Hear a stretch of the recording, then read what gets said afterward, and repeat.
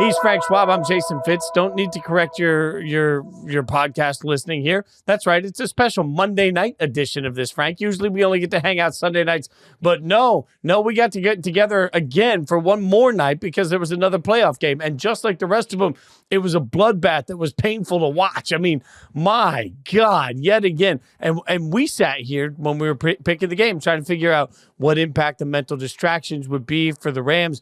It turns out that the Rams just came out and just absolutely like a big brother to a little brother. They just kicked the snot out of Minnesota for 3 hours. That was tough to watch. Yeah, and I said before, it surprises me sometimes. It impresses me for sure how professional athletes at the highest level can just focus on the task at hand and block everything out. And I'm not trying to compare wildfires to the Jordan flu game, right? But we all know, or Brett Favre's dad dying, and they just go out and just can play at the highest level when things around them are not going well. And that was the entire Rams team tonight. And it was from the jump. But for the first play, Stafford hits Puka Nacua downfield, and they just go on and rip off a 70-yard drive. And you're like, okay, this team is really locked in. And just hats off to the Rams. That entire organization to just keep their minds on football. I don't know how they did it. And nobody would have excused them. If they would have been the team to come out and lose 38-0, I think everybody would have just said, yeah, of course. This is, with everything going on in LA, they were practicing the Wednesday, Thursday, whenever it was, and could see the smoke from the fires. And guys, Jordan Rodriguez, the Athletic, had a great piece on this. Rob Havenstein, one of our tackles, was one of the guys calling his wife, trying to figure out if their house was safe. This is what they were dealing with all week. They were displaced to Arizona the first time since 1936 a playoff game was played at a site that wasn't a home stadium. And they just block all that out and play their best game of the year. They were awesome in this game. Defensively, they were great. Offensively, they did the job up 24-3 at half. Just a dominating performance by the Rams. And again, hats off to Sean McVay, hats off to the players, hats off to the entire organization, from the equipment guys, everybody. This was an absolute team effort. This is one of those where Sean McVay goes into the locker room and says, everybody gets a game ball. This was a very, very telling performance by the Rams to play this well under these circumstances. There are so many things to focus on that the Rams did great. And I'll give Dan Orlovsky a shout. He's been screaming on ESPN for months that he thinks the Rams could be the team that surprises everybody and gets to the Super Bowl. He deserves some flowers. Yep. He's going to get some flowers tomorrow for this. But for all of the conversation we have about Sean McVay and the offensive greatness of the Rams, and that's an important part of this conversation. We know that the Rams can find ways to score on anybody. That's fine.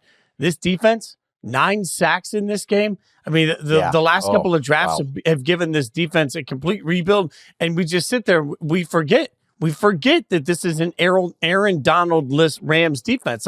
They have transitioned themselves into monsters all over the place on the front line of this defense in this matchup. It was wild to watch Minnesota just so overwhelmed. And then once Sam Darnold got hit a few times, it just felt, Frank, like Sam was holding on to the ball and he wasn't trusting what he was seeing. And It was back to the I'm seeing ghost Sam. And, the broadcast mentioned it. Everybody's going to be talking about one of the major points in this game is that, the amount of money that Sam Darnold has cost himself over the last 8 days. But I think every single fan base that's been sitting here saying, you know what, we'll just go get Sam Darnold. You better watch this game back and ask yourself, do you have an offensive line that can protect Sam Darnold? Because what we saw in this game is that when he starts to get hit like that, boy, he shrunk. This was the worst of Sam in the worst time to be the worst of himself. Yeah, and if this wasn't the worst of Sam, it was Week 18 Sam, right? And This is, first of all, the Rams, yes, this defense really came on late in the season. They were carrying that team. The offense really wasn't good. The last, 3 games of the season before they rested Week 18, the offense looked rejuvenated with that rest. But the defense has been really consistent. They're going to give the Eagles some problems next week. There's no doubt about it. This Rams team is just playing well all around, and defense is a huge part of that. That's coaching. I don't think their talent level's great. They have made some really, really nice draft picks. But I just think that they've coached these guys up, and they're playing so well on both sides of the ball. And now let's get to the Vikings and Sam Darnold. And I kind of hate this because what were you seeing? All the talk on social media, whatnot was, the Vikings were overrated. They were frauds. They weren't really that good. And that's so wrong. It's not right. They were a good 14-2 team. It was a team that that played to that level all season. But because they face the two biggest games of the season, they go on the road and just lay an egg against a really, really good Lions team. And then against a Rams team that was really focused in, they just played terribly. There's no other way to put it.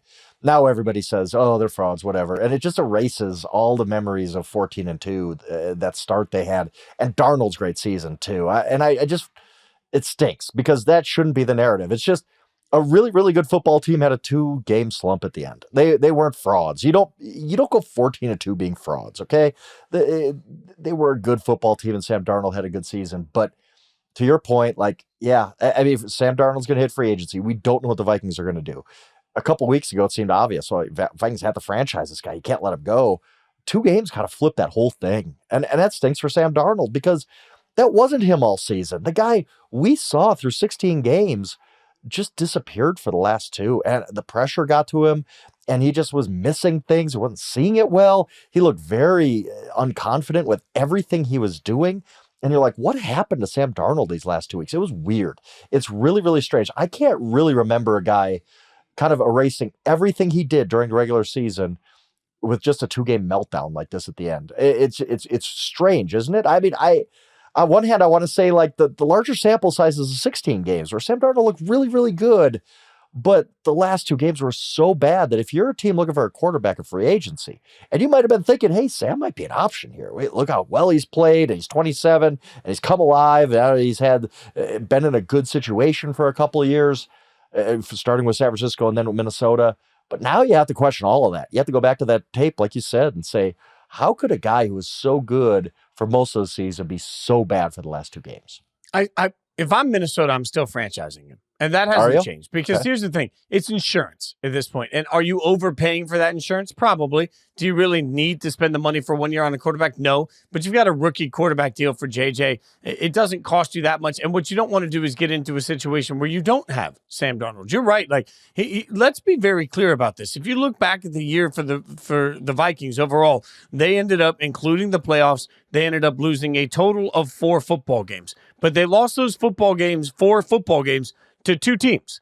They lost twice to the Rams and twice to the Lions. So yeah, Sam Darnold certainly had forgettable ending to the season, but I would take that all day. I'd take the rest of the body of the work all day over just no assurances and walking into this thinking that maybe I'm going to try and convince Daniel Jones to be my guy. Like, I don't know if that's going to work out, right? So I think if you're the Vikings, you're comfortable keeping him in the building. You're comfortable. Maybe you're even more comfortable franchising him, which I think is the smart thing to do. You take a 1-year sign out on him, and then, hey, if it doesn't work out, you can let him go at the end of next year. Or if JJ turns out to be who you think JJ's going to be, you can let him go. So what? You blew some money 1 year. You don't lock into Sam Darnold long-term after what you saw over the course of the last 2 games. And I think for the rest of the league, you do have the right to now look at this and say, man, how much of this was the situation? How much of it is the quarterback? Can we get the same thing out of Sam Darnold? Like, do I believe that any team would have gotten that same level of production out of Sam Darnold this year? No, because other teams haven't gotten that same level of production out of Sam Darnold. So now I'm looking around everywhere saying, hey, how do I make sure that I get Viking Sam Darnold? And it's stuck in my head, and I think it's going to be stuck in every team's head too, Frank. The way he played under pressure in this game, how long he held on to the football. There was one time that they put the camera over on Kevin's face, and coach looked over and said, he said something to the effect, you got to let it go. You got to let it go. I think everybody's looking at it saying, man, you don't have the time to just sit here and hold the ball. That would make me nervous as hell if I'm a bad football team, because most bad football teams have bad offensive lines, which means he's going to get hit a ton, which means you're going to see that version of him. It would make me wildly nervous if my favorite team needed a quarterback to go into Sam Darnold if I didn't have assurances that I could get Viking Sam Darnold out of him, and that doesn't exist. Yeah, and most teams looking for a quarterback don't have a Justin Jefferson, Jordan Addison, don't have a Kevin O'Connell drawing up plays. So you're right. Correct. Like, this is it. And Darnold really just seemed like a guy who was pressing with each Rams score. He just pressed more and more. I mean, even the touchdown he threw at TJ Hawkinson was way behind TJ Hawkinson made a great play to grab it and kind of pin it to his hip. Like, Darnold was off all night on all of his throws. It wasn't just getting sacked a ton and holding the ball. That led to it. But after that, it just, you could almost see it in his face of just what's going on. He was in quicksand and he couldn't get out of it. And you have to, like, you don't want to be the team that says, you know what, I'm going to trust the first 16 games of Sam Darnold season, and we're going to give him 50 million a year, whatever, 40 million a year, whatever it is. And then that Sam Darnold we saw in the last 2 games shows up, because everybody could just say, didn't you see that? Didn't you see that on film? Like, he absolutely positively melted down. That's not a franchise quarterback. And I feel bad for the Vikings. I also feel bad for Sam Darnold, because he had flipped this narrative that he was this draft bust and he's never going to make it as an NFL starter. And then it just all comes back because that's what we're going to remember. Recency bias is a thing. And all we're going to remember about Sam Darnold's season, I think, is how poorly it ended, and especially on this big stage against the Rams. And that's just, it's unfortunate for him, and it's cost him, let's be honest, a lot of money. Like, there's just no way he's going to get the same contract he would have gotten 9 days ago. All right, so now we head to the divisional round, where we have the Texans at the Chiefs. We have the Rams now going to Philadelphia on a short week. We have Washington at Detroit. And then we have the greatest playoff game we could ever imagine, Baltimore at Buffalo. I'm out here. I'm championing that one already. So I know, obviously, you've got your eye on it. Who do you have the most faith in moving forward now? You know, I like the Ravens a lot. I'll say that. I think they're just really good on both sides of the ball. You have that offense is ridiculous. The defense has come along. But I think with the situations all the teams are in, I think it's the Lions. I did power rankings, kind of reassessing where the 8 playoff teams are right now. I have the Lions at number 1, because not just that they finished the season on such a strong note, beating the heck out of the Vikings in Week 18, but I think this is broke for them pretty well over Wild Card Weekend. They get the Commanders, and I get it. Jaden Daniels is Superman, and he might have the type of performance that we just talked for an hour on Sunday night about on Inside Coverage, and just call it a show, because he could go into Detroit and win that game by himself. He is proven to be that level player. But if we're being honest, Lions should win that game. That's probably the best matchup they could have hoped for in this round, to get the Commanders, whose roster just really isn't ready yet to be a Super Bowl contender. There's a reason the Lions are 8-point favorites in that game. So if you assume the Lions move on, NFC Championship game in Detroit, I have a lot of questions about the Eagles now. I was on board with the Eagles being my Super Bowl pick out of the NFC, at least. But just seeing Jalen Hurts struggle so much, and no creativity in that passing game, no explosive plays from that passing game. They're going to get into a game with the Lions if they reach that far. Who knows? The Rams played really well. I can't put it past the Rams to upset them. Oh my God, yeah. Right, yeah. This Rams team could give the Eagles some problems. But let's say the Eagles move on to face the Lions in the NFC Championship game. They're not going to be able to keep up with the Lions if they can't get any explosive plays in the passing game. It's just not going to happen. And I just have a lot of questions. The Eagles this year had 12 games where they had 210 or fewer passing yards. 210 in the modern NFL is not much, and that was 2/3 of their season. So just coming out of this weekend, I have more questions about the Eagles than I did beforehand.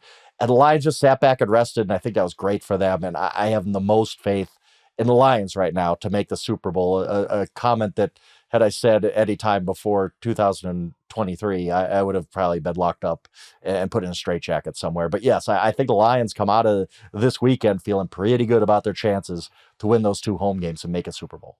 I think Vegas is going to agree with you, too. I mean, as you mentioned, the Lions a big favorite this weekend. I think they will be a favorite over whoever barring injury, they'll be a favorite over whoever they face in the NFC Championship game. Right. And I think, again, barring injury, they will be a favorite in the Super Bowl. So I don't think that's a hot take. The AFC's going to beat each other up. Like, even the Chiefs, who, okay, they should beat the Texans for sure. Then they got to face an MVP or an MVP runner-up quarterback in the AFC Championship game. They could win, obviously. They're the Chiefs, but it ain't an easy game. Like, I don't know who I'd pick. If the Ravens play at the Chiefs, it'd be a hard pick. Whereas I think right now, as I sit here, basically, we'll watch more games, we'll get more data points next weekend. I'll pick the Lions in each of the next 2 games to win, at least. So, yeah, it's just a much easier road for Detroit than any of the AFC teams have. I'm just going to go back to the simple here, though. Like, the simple says, back-to-back Super Bowl champions that just came off of the best regular season in the NFL. That's all Kansas City I'm describing. So while my eye test doesn't want to say Kansas City's the team I trust the most, my brain says it. Like, if we're asking what one team I trust, it's Kansas City to win ugly and to win pretty, That's fair. just to win, Yeah, because that's what fair. they do. And what's interesting to me is the toughest matchup, I think, to predict is the Baltimore versus Buffalo one. We talked a little bit about it, but I mean, like we've heard Lamar talk about how he can get in his own head in the playoffs a little bit. And, that to me could be such a factor in this game, the way it plays out. I want to believe that this is the ultimate moment for the Bills or the Ravens, either one. But then you think about the fact that the winner of that game, their reward is going to Arrowhead and taking on the Chiefs. They might have the Thrilla in Manila next Sunday night and then have to go play at the Chiefs 7 days later. That's hard. Let me ask you this, because I won't hold you to it. We usually don't do this on Monday night. We usually don't talk on Monday nights. It's nice. I enjoy this, Fitz. No, that's fine. Who are you picking in Ravens Bills right now? I'll allow you to change your mind by the end of the week if you do. But who would you pick right now to win that game? So I think these two teams are so evenly matched. To me, it comes down to who's going to make the mistake. And you know what Josh Allen hasn't done this year? Made a lot of mistakes. And I get neither is Lamar. I can already hear Ravens fans in my menchies. But in the playoffs in the past, Lamar has made some of those mistakes. Yeah, so, man, I want to think that Josh Allen's going to make an extra play or two. But then the minute I say that, I realize that this game isn't about, you know what? I've just made up my mind right now. This game isn't about Josh Allen or Lamar Jackson. This game is about James Cook versus Derrick Henry. Which running back do I trust? I actually think that's a good take, yes. Which running back do I trust more? Derrick Henry. Derrick Henry has and will, again, put an entire team, an entire franchise, an entire fan base on his back and carry them like Hercules into the end zone. So, yeah, I have made in the process of talking to you and doing the math in my head, I trust Derrick Henry more than anybody in this entire game to go out and win the game when they have to. So even though I think both sides have some questions on the defensive side of the ball, I will go Ravens. What about you? Yeah, Ravens in a close one. I just have kind of come around to, hey, this Ravens defense has gone from a liability in the first half of the season to a real strength in the second half. One of the better defenses in football. And you pair that with an offense like Lamar Jackson and Derrick Henry. Come on. I will say Zay Flowers' health is a big deal in this game. If he doesn't play, that might flip my pick, but I think I'm pretty set on, I think the Ravens in a really close classic game too. But it's a coin flip, really. How could you definitively pick one of these two teams over the other? They are so well matched. I just think we're going to get a great game on Sunday night. The most excited I've been about a playoff game that doesn't involve my favorite team in at least a decade. Yeah. This is one of those sit down and everything stops. The world stops. You put your phone away and you just watch this game with your friends. All right, so we'll break the games down over the course of the week and inside coverage, but we got huge news today. Mike McCarthy and the Cowboys are parting ways. We all know that's the case. Well, Jori's decided to give us a little bit of Monday night time. That's rare, but nobody's more plugged into the Cowboys than she is. So we'll take a quick break. Jori will come in and she'll get us educated on the latest, greatest news from Dallas. Introducing Daily Draw, the latest free-to-play game from Yahoo Sports. Daily Draw gives you a pack of 6 prediction cards every day based on the day's biggest sporting event. Download or update the Yahoo Sports app on the Apple App Store or Google Play and join the action with Daily Draw today. Jori, thanks for sweeping in and being the superstar that you always are, giving us the latest, greatest. What is the latest, greatest? Let's just start from the very beginning of this. Your reaction when you heard that the Cowboys and McCarthy are going separate ways. It's interesting. I was texting with someone close to some of the Cowboys decision makers on Sunday, and that person said that their gut instinct was that McCarthy was staying. And the reason wasn't that, the Joneses had complimented McCarthy. They had, or that they respect McCarthy. They do. It was more just, how could they start a coaching candidate search this late? Wouldn't they have gotten a head start, especially before some playoff assistant coaches are no longer able to be interviewed for a period of time? And then on Monday morning, I'm talking to this person and they're like, it kind of feels a little bit different around here. There's a buzz. I think my instincts were wrong. And just after 11 o'clock local time, Cowboys owner Jerry Jones and then head coach Mike McCarthy finished their meeting, decided they would not negotiate a next contract and they would split ways. On one hand, you can bash the Cowboys and say, why didn't you guys figure this out a week ago? On the other hand, other than the Patriots and Vrabel, which we could question the immediacy of their search in some ways, even if we like the result, most of these teams are still going to have a lengthy process ahead, including in-person interviews that have not happened yet. I think really what this comes down to is Jerry's expectations are almost that someone should want to coach the Cowboys and should want to do it on Jerry's terms rather than their terms. And I don't think the two sides were aligned on that anymore. And I don't know that either one is fully in the right about what they're able to do. But I think going forward, the Cowboys are going to look for someone who is coming in excited about the fact that Dak and CD are under long-term contracts, that this defense led by Micah Parsons is going to do what it's going to do. And they need someone who's not going to just build a culture, but really to maximize it because they're already at a high level. They're not at the starting place that a team like the Chicago Bears is at.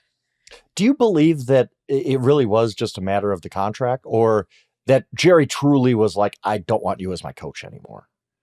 I mean, I think that it's hard to say that those are completely different things. I think that Jerry probably would have been willing for Mike McCarthy to come back on, say, a 1 or 2 year deal, or, hey, 1 year, and if you make it to the NFC Championship, you get a 3 year.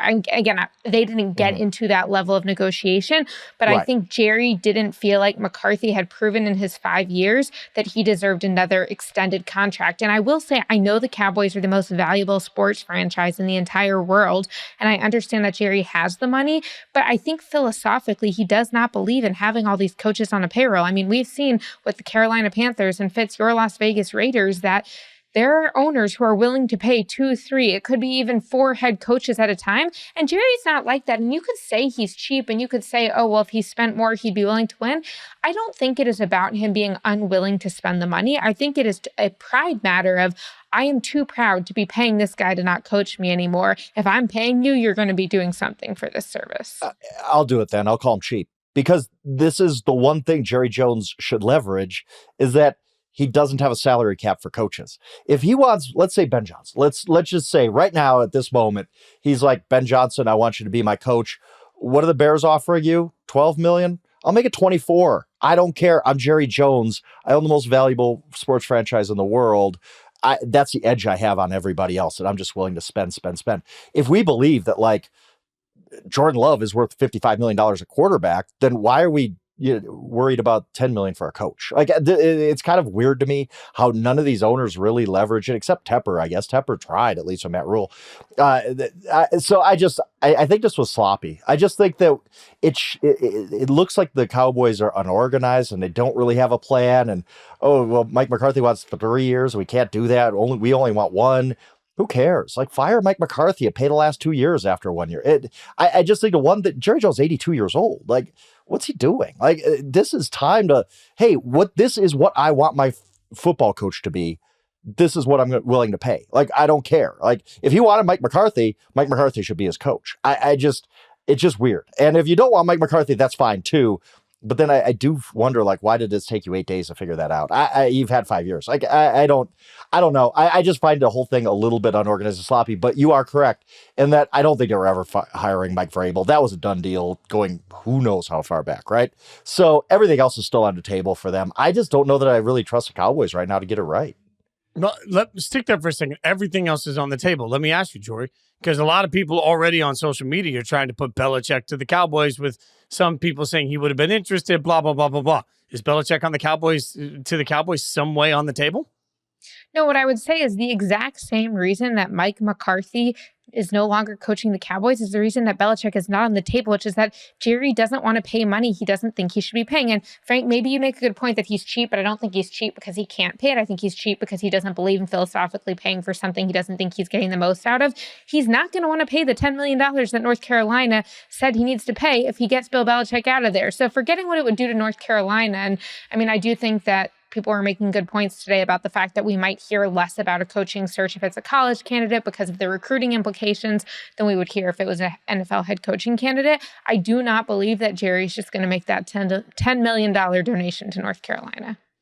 And I just can't. I just don't get that. I just don't. I'm sorry. Like, a man who makes so much money is. I do understand. Rich. We shouldn't spend rich people's money, as Fitz says. Right. And I do get that. But again, Jerry Jones should be desperate at this point, right? Like, again, I'm not trying to. Whatever, but he's 82 years old. He has not been to a Super Bowl in 30 years. Are we to 30 yet? Is it 29? Whatever it is. Yeah, we're into the 30th. Yeah, like I just don't think money should be an object, because again, there's no salary cap for coaches. It's just money out of his pocket, and he's never going to spend all of his money. We all know that. So I don't get it. I'm sorry. I just don't. If he's like, you know what, Bill Belichick could get me to a Super Bowl, but I don't want to pay North Carolina $10 million. Like, what on earth are we doing here? Like that would be crazy to me. Let me ask you this then, because we have all week to figure out, and we will figure out on Inside Coverage later this week what's next for the Cowboys. Just let me get this thought from you though. Do you, Jori, believe that in the back of Jerry's mind he's already got somebody that he's shooting for, or was this really just about yes or no to Mike McCarthy first and foremost?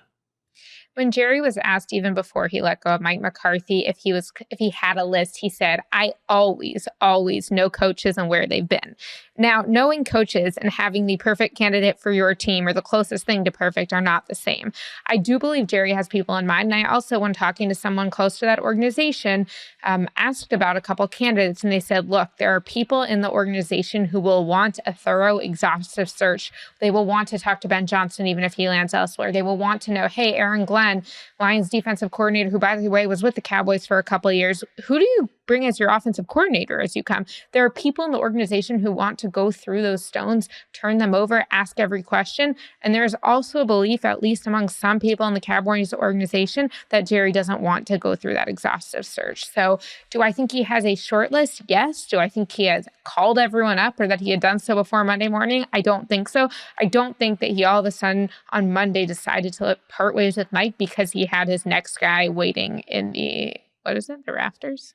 Waiting in the rafters. Waiting in wings, whatever. I just, this is weird to me from two different aspects in that I don't know that the Cowboys are going to get a better coach than Mike McCarthy. And usually when you move on from a coach, you want to feel like, hey, our next coach is going to be better. I don't know that that's the case. And I also don't know if Mike McCarthy's next landing spot is better than the Dallas Cowboys. So it almost seems weird to me that the best fit for both sides was for Mike McCarthy to come back, and yet Mike McCarthy's going to go to the Saints. Like, okay, like enjoy, have fun, Which, Mike. by the way, to be clear, I know we focused on the Cowboys part, but I definitely would think the Saints would be interested in Mike McCarthy. There's a lot of rumblings there, not only because he's coached there before and has a relationship with general manager Mickey Loomis, and also the Bears will be interviewing him later this week. They put in that request.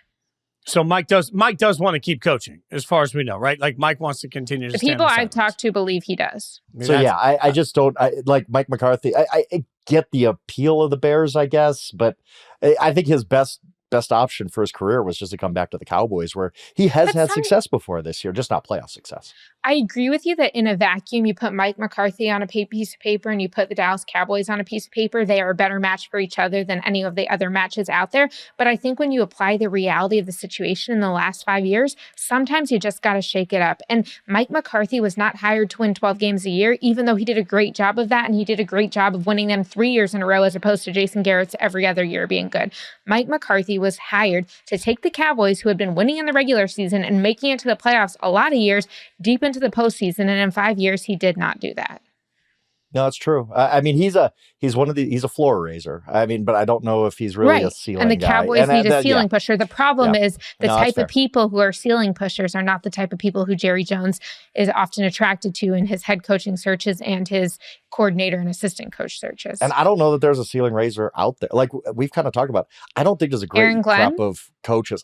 We just don't know. It could be. He could be awesome. He could be the next great NFL coach. He really could. He's done a great job with the Lions defense this year for sure, and last year as well. Ben Johnson could be that guy. He could be the next Sean McVay for all we know. But I just think these guys could also be next Adam Gase. Like, we just don't know. And so I guess look, the unknown can be a good thing. Like you might stumble onto something awesome, and it's so much better than Mike McCarthy. But yeah, exactly. I just don't. It just seems very like this wasn't really the Cowboys' plan, but now it's their plan because, well, they didn't want to give Mike McCarthy any money to not coach the team in 2027 if it came to that.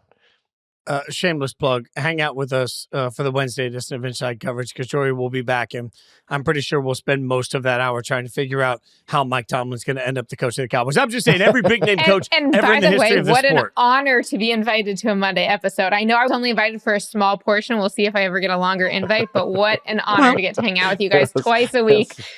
Big start to 2025.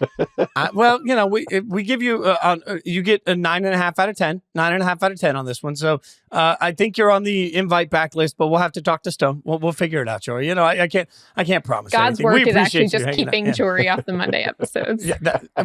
That's on the list. I mean, the God's work list is very long, Jori. It's very long. It's like Santa's list, yeah.